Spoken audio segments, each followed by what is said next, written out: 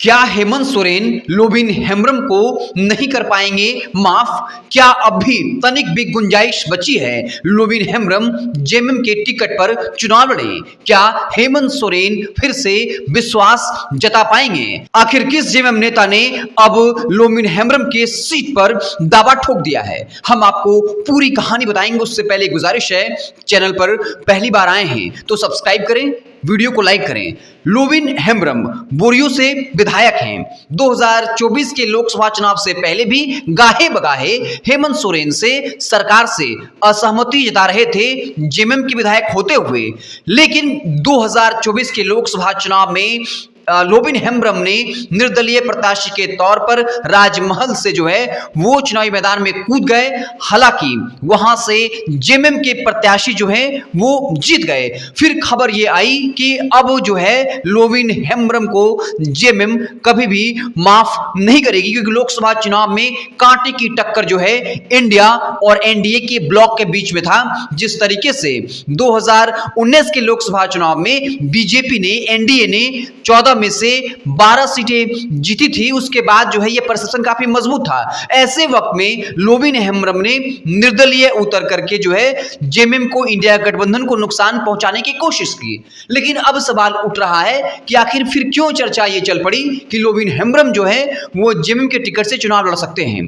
क्योंकि जब floor test हुआ तो लोबिन हेम्ब्रम ने जेएमएम का समर्थन कर दिया। लेकिन क्या इतना भर से अब हेमंत सोरेन एक बार फिर से लोबिन हेम्ब्रम पर विश्वास जता पाएंगे? क्योंकि पार्टी में अनुशासनहीनता को लेकर के लोबिन हेम्ब्रम को निलंबित कर दिया गया 6 साल के लिए, और ये मामला जो है वो विधानसभा अध्यक्ष के पास है।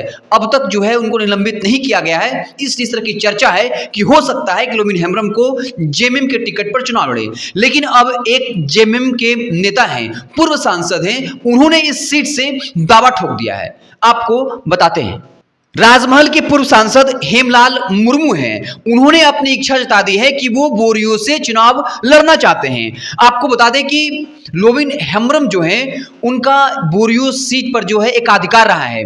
2000 से लेकर 2019 तक जेएमएम ने कभी भी लोबिन हेम्ब्रम के बारे में किसी और विकल्प को नहीं चुना। लगातार लोबिन हेम्ब्रम जो है वो चुनाव लड़ते आए हैं। 2009 के विधानसभा चुनाव में ताला मरांडी को 9000 वोटों से हराया। 2014 के विधानसभा चुनाव में बीजेपी से ताला मरांडी जीते, लेकिन मात्र 712 वोट से।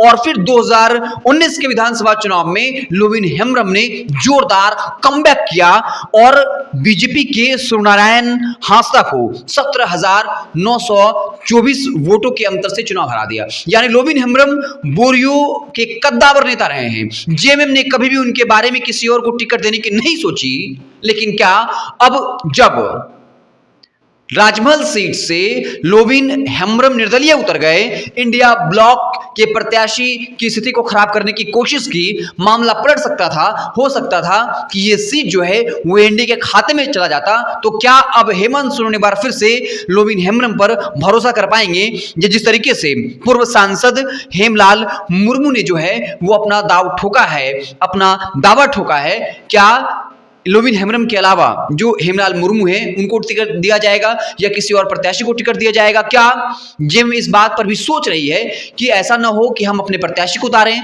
लोबिन हेम्ब्रम की अच्छी खासी पकड़ है, अगर वो हमारा वोट काट लेते हैं तो फिर चीजें दिक्कत में जाएंगी। तो क्या वो लोबिन हेम्ब्रम को चुनाव लड़ाना चाहेंगे? लेकिन फिर ये भी संदेह दिमाग में आता होगा कि इस बात की क्या गारंटी है कि अगर वो हमारे टिकट पर चुनाव जीतते हैं तो बीजेपी के साथ न चले जाएं। अगर जो है वो जोरदार फाइट होती है, अगर नजदीकी मामला रहता है, तो क्या जिस तरीके से हेमंत सोरेन से असहमति जताते हैं खुले मंचों पर, जिस तरीके से निर्दलीय मैदान में उतरे, तो इस बात की क्या गारंटी है कि भाजपा के साथ न चले जाएं? ये जेएमएम के अंदर मंथन का दौर जो है वो लगातार जारी है।